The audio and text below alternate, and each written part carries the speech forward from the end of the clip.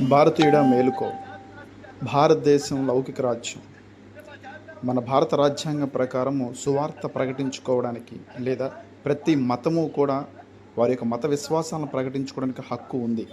కానీ మత ఛాందస్తవాదంతో సువార్తను ప్రకటించే వారిని ఈ విధంగా అడ్డుకొని ఇంత దారుణంగా రోడ్డు మీద అవమానకరమైన మాటలతో మాట్లాడుతూ వారి మీద దాడి చేయడం అనేది ఏ ధర్మానికి చెందిందో ఒకసారి ఆలోచన చేసుకోండి.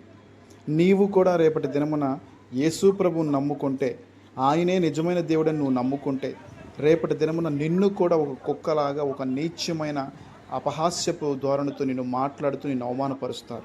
కాబట్టి మత ఛాందస్తవాదంతో మత మౌఢ్యంతో ఉండక వాస్తవాన్ని సత్యాన్ని ఒక్కసారి ఆలోచన చేయడం మొదలుపెట్టు.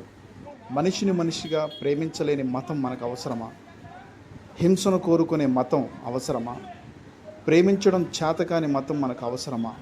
ఎందుకని ఇంత నీచంగా ఇంత దారుణంగా అవమానకరంగా ప్రవర్తిస్తున్నారు ఈ మత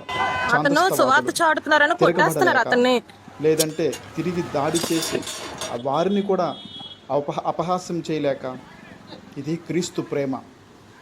తనను తాను తగ్గించుకోవడం ప్రభువు నేర్పించారు. అది అవకాశవాదంగా తీసుకొని ఇలాగ దారుణాతి దారుణంగా ఒడిగట్టేదే మత ఛాందస్తవాదం.